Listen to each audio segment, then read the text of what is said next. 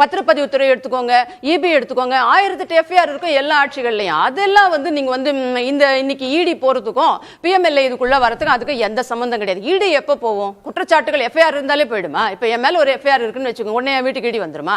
உடனே நான் பிஎம்எல்ஏ சம்பந்தப்பட்டு என் மேல வந்து அவங்க ஒரு சார்ஜ் ஷீட் போட்டுருவாங்களா? இது எப்படி சாத்தியம்?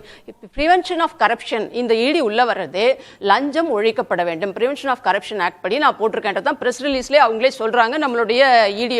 அதுக்கப்புறம் பிஎம்எல்ஏ மணி லாண்டரிங், பணப்புழக்கம், பண பரிவர்த்தனை, சட்டவிரோத பண பரிவர்த்தனை நடைபெற்றிருக்கிறது. அது இந்த ஆட்சியில் செந்தில் பாலாஜி இந்த துறையின் அமைச்சராக வந்தவுடன் அப்படின்றது தான் இதுல வழக்கினுடைய மூலாதாரம். இதை புரிந்து கொள்ளாமலே இவர்கள் அங்க இருக்கு இங்க இருக்கு எஃப்ஐஆர் இருக்கு இதெல்லாம் தூக்கி வாஸ்ட் சப்ஜெக்ட் இதெல்லாம் தூக்கி தூர போட்டுருங்க.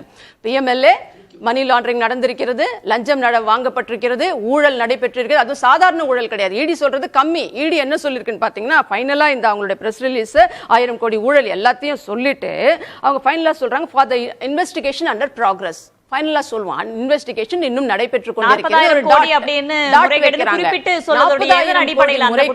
நான் சொல்றது இப்போ வந்து பாத்தீங்கன்னா இது அண்டர் ப்ராக்ரஸ், இது இன்னும் நிறைய போகும் அப்படின்றது. நீங்க கேட்டீங்க 1000 கோடி ஊழல் அப்படின்றது இவங்க எல்லாமே கேட்டாங்க. அது வந்து ஒரு தலைவர் சொல்றாரு, முன்னாடியே சொல்றாரு, எப்படி சொல்றாரு, அப்புறம் அதை தானே ஈடி கொடுக்குது அப்படின்றது. இது மாதிரி பொத்தாம் பொதுவா தாண்டி போகாதீங்க. நீங்க கூட்டணி கட்சிகள், திமுக கிடையாது.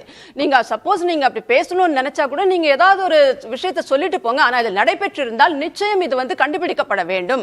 என்னுடைய பணம் எனக்கு வர வேண்டும். அதாவது அதுல வர்ற லாபம், இப்ப நமக்கு வரி வருமானமே எதுல வருது? இவங்க கூட 1000 ரூபாய் தரேன்னாங்க, எல்லாருக்கும் தரல, 520 வாக்குறுதிகளை கொடுத்தாங்க, அதுல 5% கூட நிறைவேற்றல. ஆனால் நம்ம இதெல்லாம் செய்யறது எதுல செய்வோம்? நமக்கு கலால்ல வரி வருமானம், டீசல் பெட்ரோல் டீசல்ல வரி வருமானம், டாஸ்மாக் வரி, இதை வச்சுதான் நம்ம இலவசங்களையோ இல்ல நம்ம அறிவிக்கிற ஸ்கீம்ஸையோ நம்ம பண்ணிட்டு இருக்கோம் தமிழ்நாட்டை பொறுத்த வரைக்கும். அப்படி இருக்கும்போது இந்த வருமானம் தனி ஒருவருக்கு போவதை இந்த கூட்டணி கட்சிகள் திரு அருணனோ திரு நம்ம வன்னியரசர்களோ இதை வந்து ஆதரிக்கிறார்களா அப்படின்றதுதான் என்னுடைய கேள்வி. இது தனியாக அமலாக்கத்துறை முன்வச்சிருக்க குற்றச்சாட்டு பத்தி தான் கேள்வி எழுப்புறாங்க. சரின்னு சொல்லலையா? மூல குற்றச்சாட்டா இந்த குற்றச்சாட்டை அமலாக்கத்துறை வைக்கிறதுக்கு முன்னாடி, திரு அண்ணாமலை வைக்கிறதுக்கு முன்னாடி நம்ம பிடிஆர் பழனிவேல் தியாகராஜன் 21 வச்சிட்டாரு. ஒரு 20,000 கோடி 40,000 கோடி வருமானம் வருது, 20,000 கோடி லீக்கேஜ் அப்படின்ற வார்த்தையை அவர் பயன்படுத்தியிருக்கிறார். அது எங்க போகுதுன்னே தெரியல. உடனடியாக அவர் மாற்றப்பட்டார், பிடிஆர் மாற்றப்பட்டார். அதுக்கு இன்னைக்கு வரைக்கும் பதில் இல்லை. அவர் பேசின ஆடியோவை இந்த கவர்மெண்ட் நினைச்சிருந்தாக்கா அது ஃபேக் ஆடியோன்னா எப்பயோ அதை வந்து அவங்க நிரூபிச்சுட்டு போயிருக்க முடியும். அதுக்கு இன்ன வரைக்கும் எந்த பதில் இல்லை. இப்ப இதுல இருந்தே நீங்க மக்கள் புரிஞ்சுப்பாங்க இதுல முகாந்திரம் இருக்கிறது. 20,000 கோடி வெளியில சுத்திட்டு